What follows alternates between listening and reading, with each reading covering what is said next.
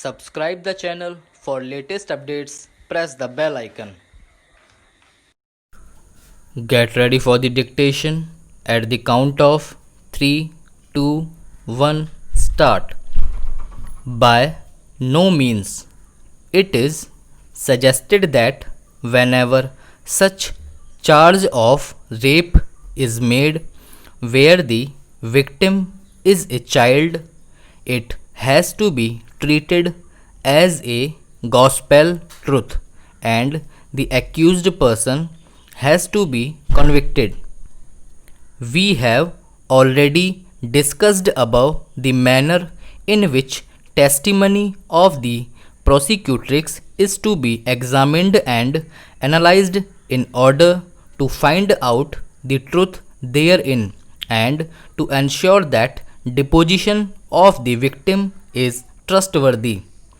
At the same time, after taking all due precautions which are necessary when it is found that the prosecution version is worth believing, the case is to be dealt with all sensitivity that is needed in such cases. In such a situation, one has to take stock of the realities of life as well. Various studies show that in more than 80% cases of such abuses, perpetrators have acquaintance with the victims who are not strangers. The danger is more within than outside.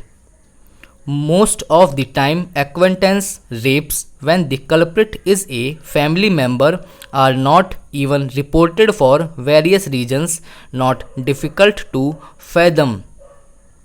The strongest among those is the fear of attracting social stigma.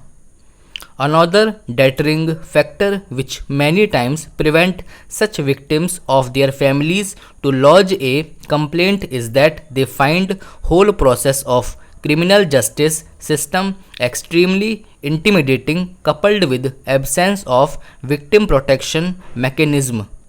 Therefore, time is ripe to bring about significant reforms in the criminal justice system as well. Equally, there is also a dire need to have a survivor centric approach towards victims of sexual violence, particularly the children, keeping in view the traumatic, long lasting effects on such victims. After thorough analysis of all relevant and attendant factors, we are of the opinion that none of the grounds on which the High Court has cleared the respondent has any merit.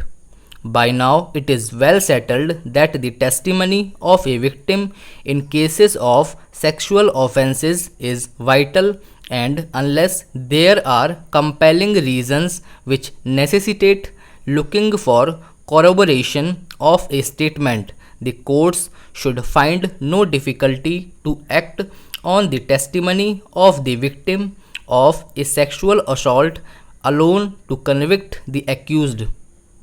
No doubt, her testimony has to inspire confidence.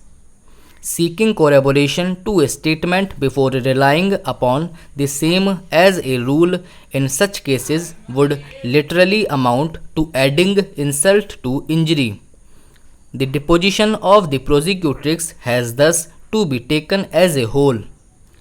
Needless to reiterate that the victim of rape is not an accomplice and her evidence can be acted upon without corroboration.